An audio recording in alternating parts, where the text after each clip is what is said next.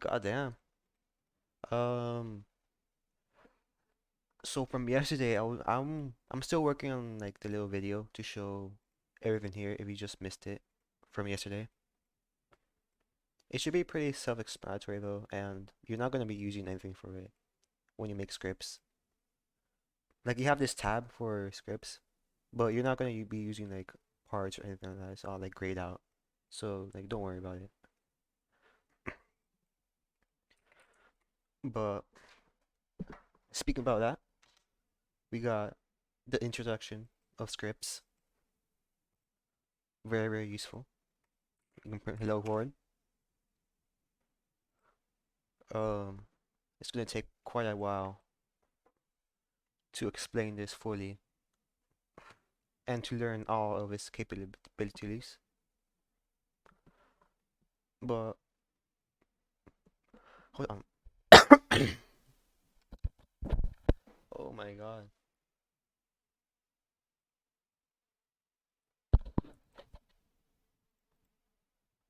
Okay, so the best way I can say scripts is that it's like algebra. So if you ever take an algebra, you can just say a is equal to 1, like right, or like just like that. You can say x is equal to 5, or x is equal to 5 plus a. And then once you do that, then you can print x. Basically, anything you have here, you can print it into the console or the output to the con, and x is going to be 6. So it's kind of like the basic gist of all. Anything you see in coding is attributed to math and algebra. No calculus or anything, just algebra. So what does this mean? How are you going to turn algebra and like alter the script or this part I made? Like let's say you have this part I just brought in. Let's bring another one. Let's say you want to turn it into the color red through properties. I think I showed this yesterday, but if you don't know what this is, then I'll show it in a video that I'll be publishing later today. So don't worry about it. So right here we have a red brick. And let's say we want to turn this brick to be red as well. So let's give it a unique name. And you're gonna see Index Explorer is gonna be like File Explorer in Windows or Mac or whatever. So basically to get the part you want, which is part A, seen right here, you're gonna want to do, so let's say A is gonna be our part, the variable A. Let's say game dot workspace, which is this part. So the game is like everything that encompasses this. Then when we go into workspace, then part A. And you separate by little dots. Like in File Explorer, you separate through this symbol, like these slashes. It's just dots here. Same principle. And to change its color, it's gonna be a little more complicated, but you have the part here. Let's say you want to change its color, so you got part dot color here, as you can see. And then you're gonna make that equal to, because you're gonna be setting a color. And then here's your little tricky part. Color, renew, and then okay, this part it might sound a little complicated, but basically what this is doing is color 3 is this object, and you're making a new one, which is do from RGB, which is basically red, green, blue. So let's say you want red, green, blue. Its values from 0 to 255. So you have 0 and everything is going to be black. If you have 255, On red, just red is gonna be completely red, like blood red. If you only want like a little bit of red, you can do 200. That's like normal red. If you want dark red, well, you can put 100. Even darker red, you can put 30. Whatever you want. And then from here, you can just run it and see your part turn very bright red, as you can see. Well, yeah, you can use algebra for use your algebra 1 for this. It's not to say that you can do everything with algebra, but like the principle is algebra.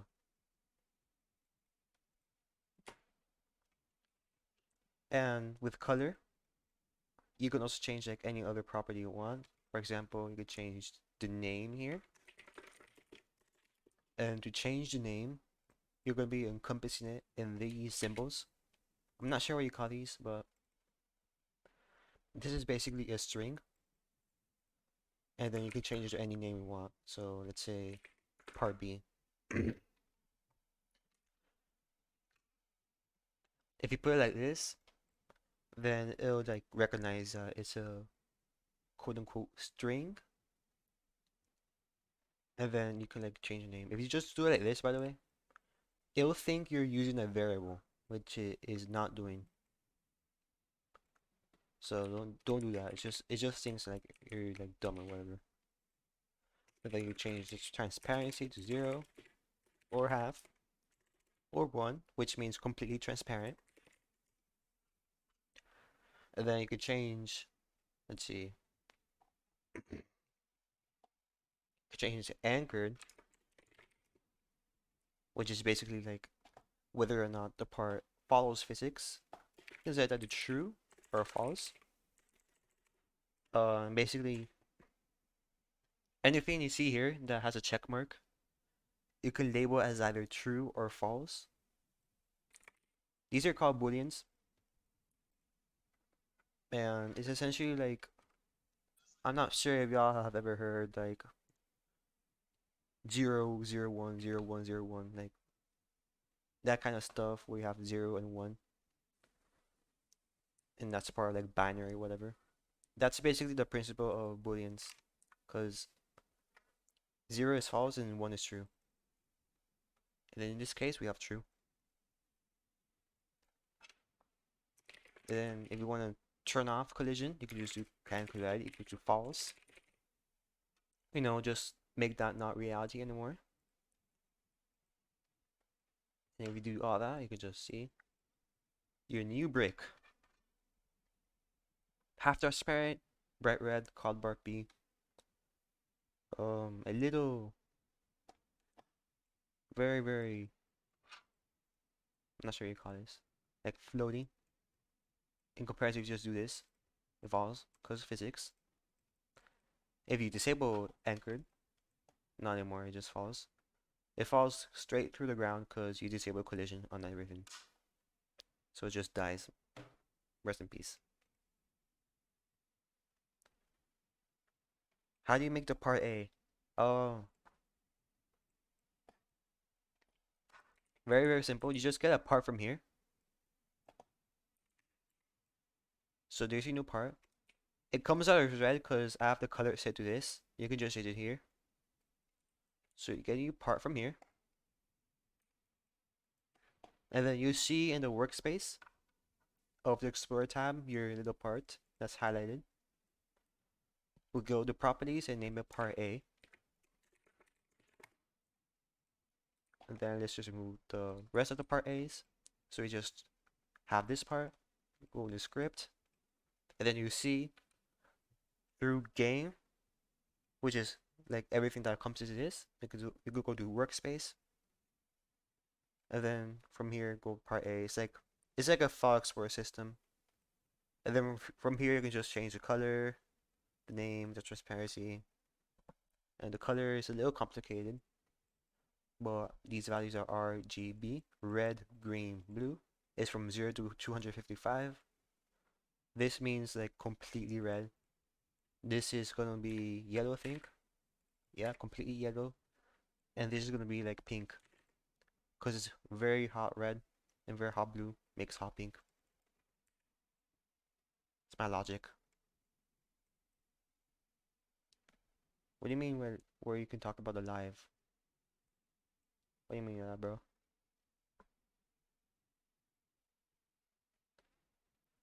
No, I'm just asking. I'm just asking.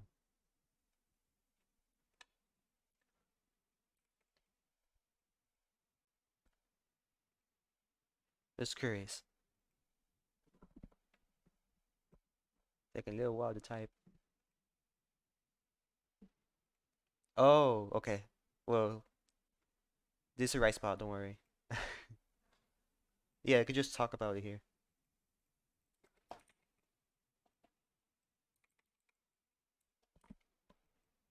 Okay, so we have that, and I'm not sure what else to show here. Probably gonna start by showing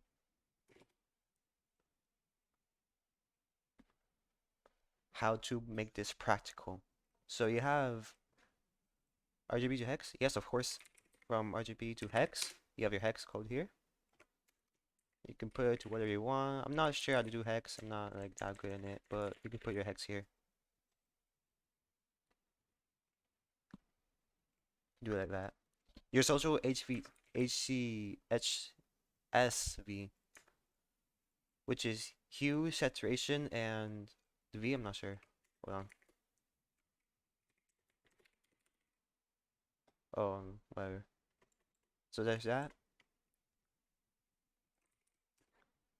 Up to you if you want to do that. Can you make a variable be the number you put in for the RGB part? Of course you can. See, you could put B is equal to 255, and then you could put B here, and then it's still gonna come out as completely red and a little transparent because we set it a little transparent. So yes, you can just do whatever you want really. It's all math. Yeah, it's very useful. What is also very useful is me sharing 5 very important elements of Lua. Probably like the 5 horsemen that you'll be using for 80% of your code. And it's very simple. We have this. This is a while true do. We have the if statement. No, the if statement. So let's say if true then. We have, well, I'm trying to think. We have this, the for I statement. This one you don't really use that much, but it's still useful. You have the function, and okay, maybe it's just 4 of them, because there's this one, but it's basically the same as this one, so not showing that. So let's go over each one and how we can apply this to make this part a little better. So let's start with while true do. Basically, and you see for anything that indents, as you can see, the text is here, but once I put it here, it indents a little bit. And that's because anything that runs here in this while true do, it basically means if you put this code here, you're going to be coloring it, you're going to be naming it, you're going to be setting its transparency, setting its anchored, and its can collision. And then once you're done with that, instead of the code just going on to the next part, once it's done with like the 9th line, it goes to the 10th line, 11th line, 12th line, 13th line. Once it's done with the 19th line, it doesn't go to this part because it's a loop. It's going to go back to the beginning of this part, and then it's going to do all of this again And then once it goes here, it'll repeat it again, rinse and repeat for like forever. So basically this thing is like a death trap. Um, of course you can't do this because it's gonna crash your game. However, there is a way to moderate how fast you go into the next line of code, and that's with task.wait. And this is pretty self-explanatory. So let's say we put 5 here. So in line 9, the can collision is set to false. Then line 10, line 11 tells the script to wait 5 seconds. And that's all it's going to do. Just wait 5 seconds. And then after those 5 seconds are up, it resumes like normal. So you go here, back into what you do, the death trap. And yeah. And you can also put it here, so that once it goes here, it'll wait 5 seconds and then repeat again. So it'll basically just be every 5 seconds it does this. And let's say you want to break this loop, like you don't want it to do it anymore. You're sick of tired of it. Well, since true is true, hold on, no. All right. So let's say you want to make this stop. Let's say you want to make this end. The thing you want to notice is whatever you put here has to exist or be true. So since true is true and will always be true forever, this will run forever. Since B exists and will always exist because we're not setting it to not exist, this will run forever. But if we use C, which is not a variable we have used, and C does not exist, and it has no meaning, this code won't run because it has to run while C exists. And if C doesn't exist, it just skips its code, goes straight to here. So we can put it, well, B is equal, this is an equal sign by the way, to 255. There's 2 equal signs, so God makes sure.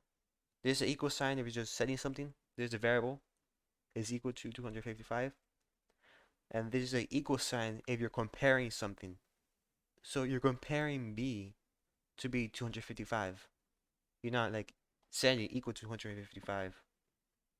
So well, B is the same as 255, which is true, as you can see. It is true. It will always be true because we're not changing it to anything else. This will be true forever, and this will run forever. If you put it 200, not true because it's not 255. Never runs.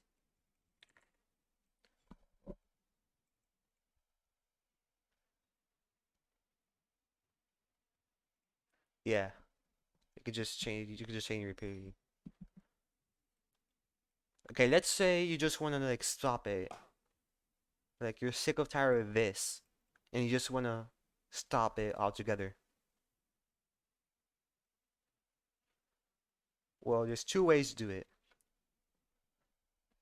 One, you can make this run a limited amount of times, and this you can do this.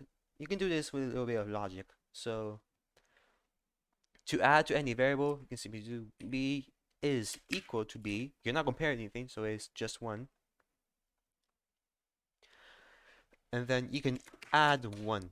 So this will be 256. And you can apply the same logic to here. So every time this code runs, b will be added or incremented by 1. So what does this mean? So let's say we have b set to 0. And we can say, well, b has to be less than or greater than 15. This means b is initially 0, But as this code runs, you're adding 1 to B, you know, going through the loop, going through anchor, kind of collision. Then this finishes, you're going back up to the top. You're adding another 1 to B, so now it's 2. You're repeating this until you get to 15. And since 15 is equal to 15, equal to or less than 15, it'll run one last time. And then once you get to 16, 16 is not less than or equal to 15, so this stops and breaks the code. And you go on to the next part of your code. The second way you can do it is by simply adding the word break, which basically means once you do your anchor, your kind collision, you get to this line. This line is just fuck you, breaks the code, and fucks you right on to the next part of your code. This is the ultimate way to break a while true do loop. So even if true is true, if you just want to break it and get out of the cycle, break. You just say fuck you, true, maybe true, but I'm truer. So I break your code and I go out to the second part. That's basically what you do and everything you can do with it. Um, can you make a range of numbers, presumably through. So what?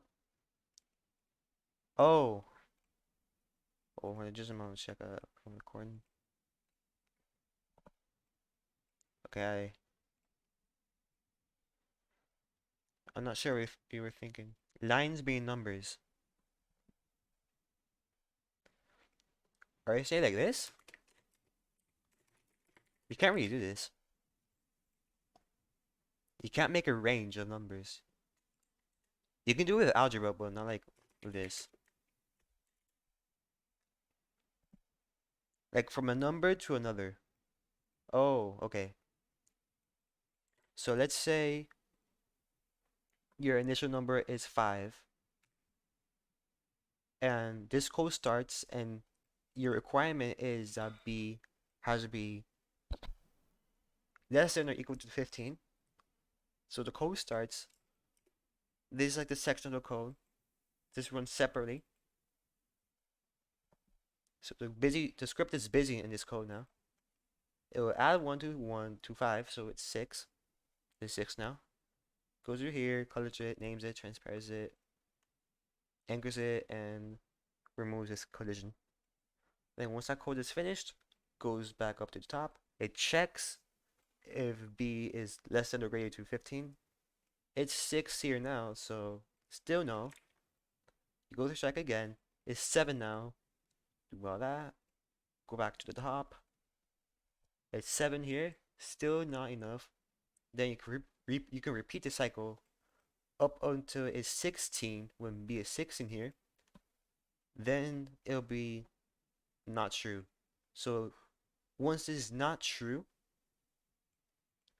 then it breaks because, you know, you're breaking reality.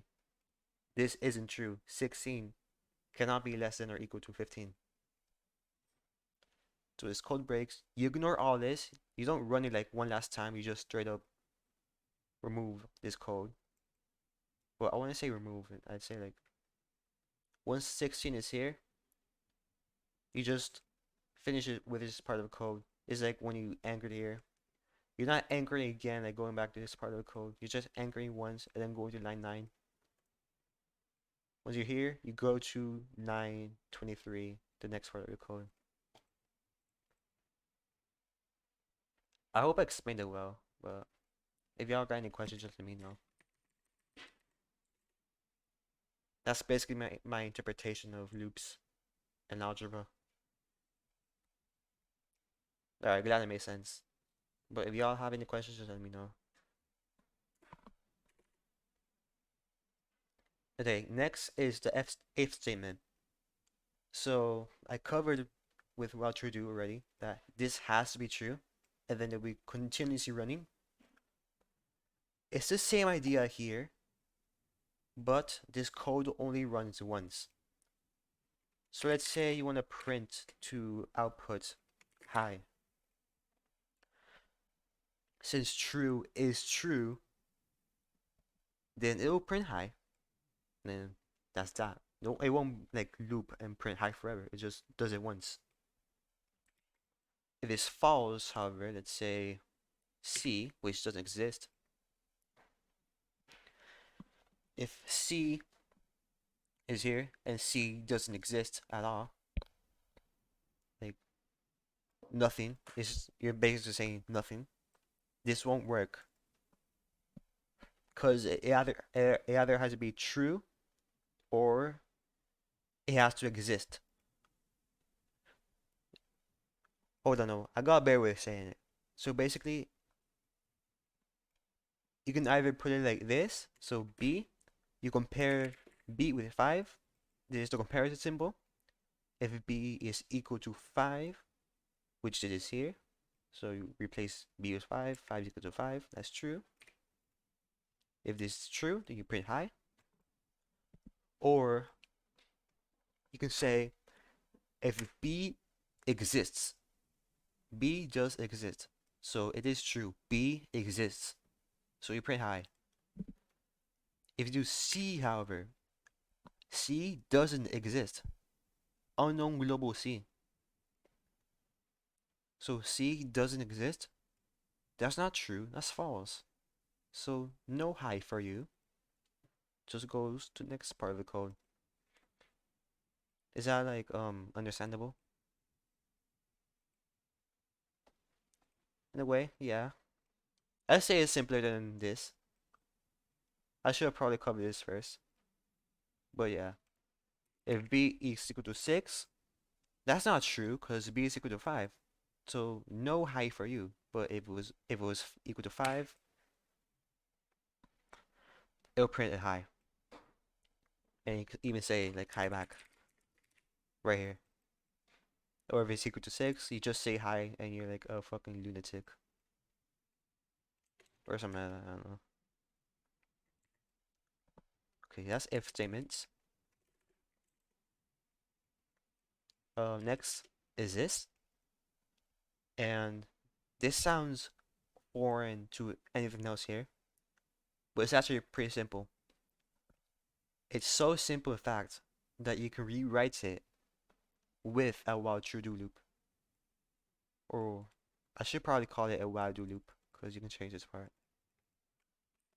You can literally just like do the same thing, the same exact thing it does. So let's say I is equal to 1. Well, I is greater, no, that's less than 5.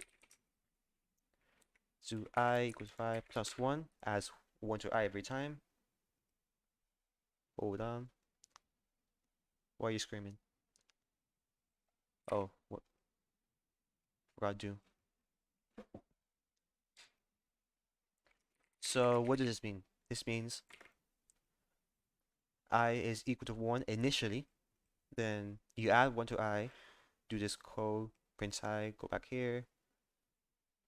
2 is still not, 2 is still less than 5. So you add another one here, 3, and you get to 5. So it's the last time you run this code, because 5 is not less than 5. You go back here with a 6. 6 is not less than 5, so this code breaks. It's the same exact principle here. You can only do it a limited amount of times. This only runs a limited amount of times. As you can see here. Only runs 4 times actually. Because 5 can be less than 5. Forgot to mention that. But yeah, only 4 times.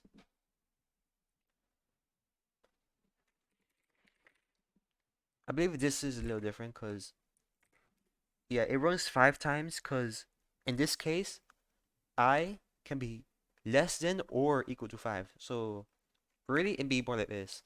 So I can see both print high the same amount of times. The only difference is that is setting the variable here like automatically. Then you got a comma, and then every time you run this code, one is added to I. So you don't have to like specify that like already. It automatically add ones to I.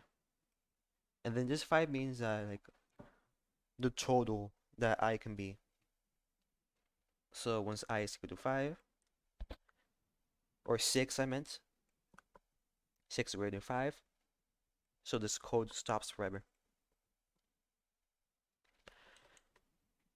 That's the basic idea for it all.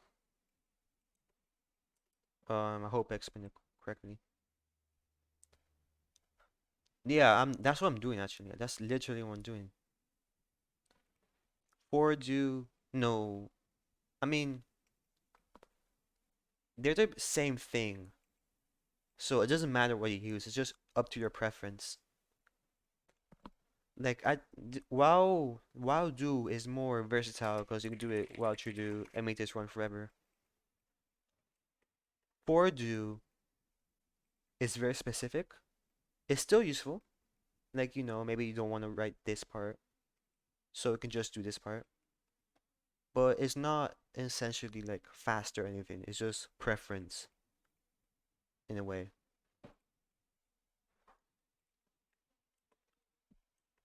So now with all that, and don't worry if you don't know this, because I'll do a little recap. We got functions. Not sure if y'all like know what functions are in terms of algebra, because they do teach that functions are a real thing in math. It's not like science fiction. So what are functions? Well, let's say we have a function here. Basically, it's code that you can have here as well. Like this is code that you can put in here, but you can call it whenever you want. So let's say we finish all of this, and then your code goes here. When you say function x, it won't mean like you're running this code now. You're stating a new function with the name x. So this is just gonna be saved like a variable. So it's not like b is equal to 5, and then suddenly the 5 is gonna start doing shit. No, it just stays there. So this is like a code you can use in the future. If you want to activate this function, just do x. So your code goes from here to here, draws a la, goes to this loop, does this 15 times or so, then it stops when it's done, goes here, since b is equal to 5, does that. If b weren't equal to 5, this would not be run, and instead go to here, and then this code will run 5 times because I would be added until it cannot be. Same idea here, 5 times until it can't. Then you get to here, this code won't run because you're just stating a new function. And then you go to here, and then since you're wanting to call that function here, then the script will go like, and then go to this script and print other highs. So once you call this part with its name, code will go over here and print you 6 highs. You can even do it multiple times. Let's say you just want to do it again for like the fucks of it. You get 12 highs. And you can even stack it. You can even like stack all of this on actually. So you can put a for loop inside the function, and then it will print 5 highs while you call this function. Doubling up here. Um, in reality, you can like double up anything you want though. So you can literally just do this. This is real code that works. You can do this. but don't do it. I don't recommend it. It's probably gonna crash your game or something. But yeah, that's an option there. And that's basically the gist of the functions. Though, there is one more thing you can do. So you're probably wondering why you have these parentheses for the functions. Well, it's basically so you can put stuff inside them. So you can put little variables, temporary variables for the function that only apply to a specific function. So we can have a variable called number, and then we can set the number to 5 through here. So x parentheses 5 goes to here. Number is equal to 5. Basically what it's doing here. And then we can change this 5 to be the number variable. And then that's pretty much it. Once you finish this code though, like after this part and the function ends, you can't use number like outside the function. So if you're doing an if statement to see if number is real, so if number then that, it's gonna be false because number does not exist outside the function. Like you're just making a new variable inside the function, that's all.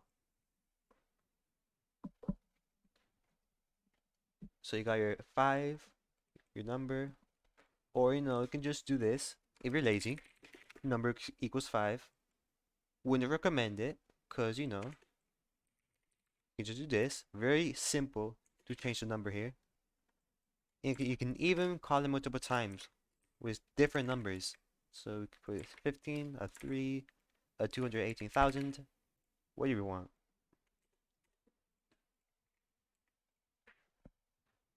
But yeah, that's basically functions in a nutshell. And all this code in a nutshell too. Can you write notes in the code? Yes, you can. I was thinking, sorry. But yeah, you can write notes. You can do this with dash dash. You don't need the space, but I like it because else it looks like this. But space, dash dash, and then type whatever you want here. This part will not run at all, so the script won't account for this part. So your script isn't gonna like slow down if you do this, cause it'll go to 9 and then go straight to 15, cause it's ignoring this code. It's just there for you to like hit your code and stuff. So we can say here's a if then statement. We can say this is while do loop. You can say this is a while do loop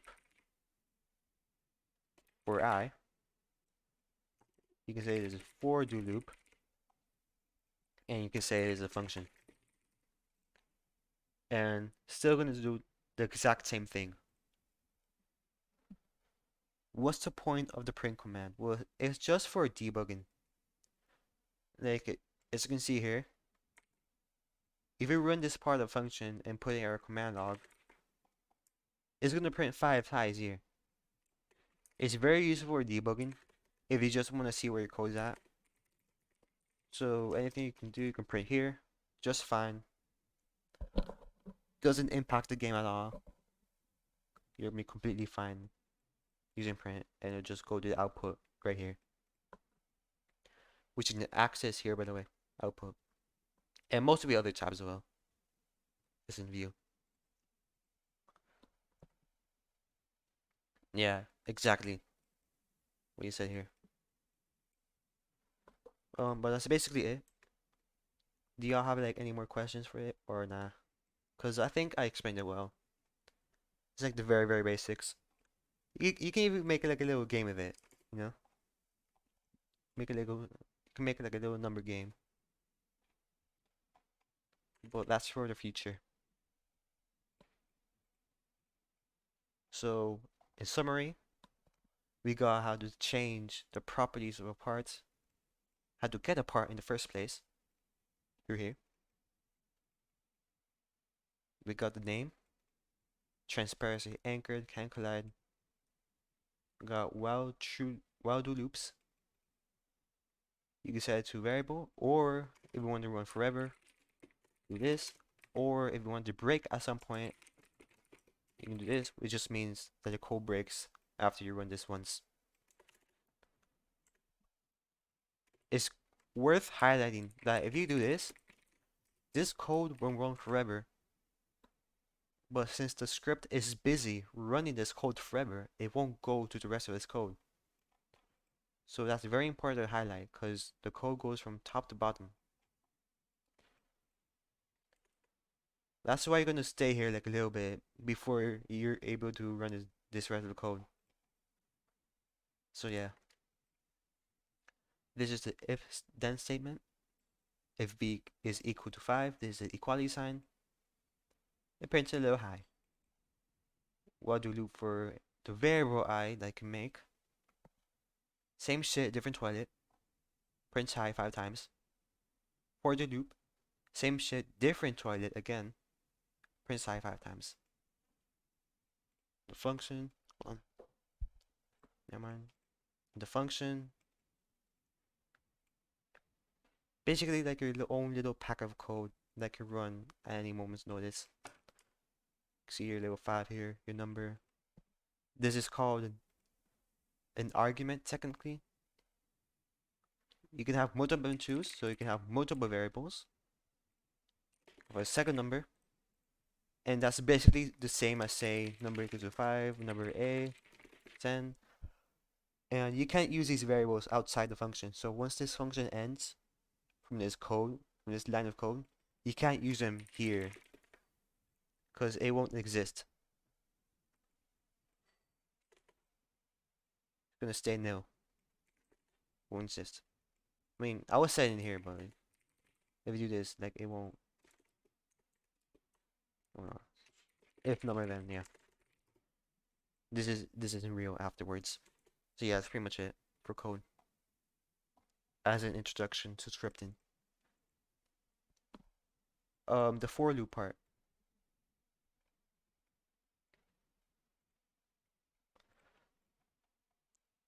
Are you talking about this one? This for loop?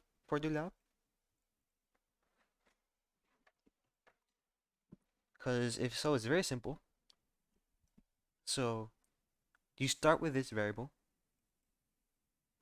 and then every time you run code in this little packet, the variable gets 1 added to it. So once you run this code again, I is equal to 2.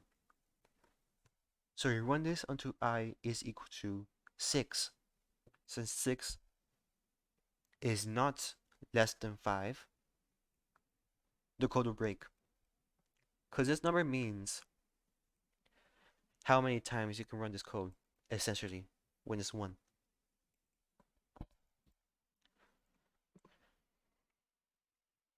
Additionally, if you have this set to 3, this code will only run 2 times because I is already set to 3.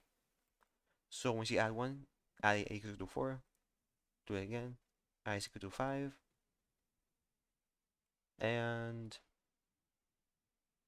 no, let's do this, I equals to 3, 4, 5. How many times does this run? Yeah, 3 times. Because when it's 5, it can be less than or great or equal to 5. So basically this still counts as true. But once it's 6, that's not true anymore. So it breaks. Does that like help answer stuff or not? I hope yes. That's pretty much loop so. Are you answering?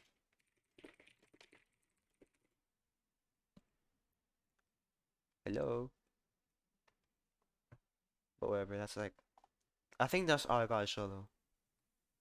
Like I might do a little review for all this. But I think that's a good amount of coverage today in terms of code. Maybe. What do you not get about what I just showed here? If you want, I can really simplify it. This code runs 5 times. Change this number, runs 15 times. You get 15 eyes, or 30 if you decide to put a second one here. Or you can get 16. Because the code runs 15 times, you get 4 highs every time it runs.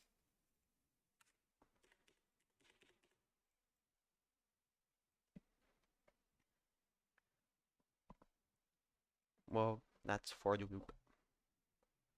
Well, I don't got anything else for y'all, so like, I hope y'all learned something today from coding. And if not, then that's okay, then, because I'll be publishing the video. Y'all got any like last questions or nah? You're welcome. That's all I got for today. So, with that said, I gotta go now. See you guys. That's all for today. See ya.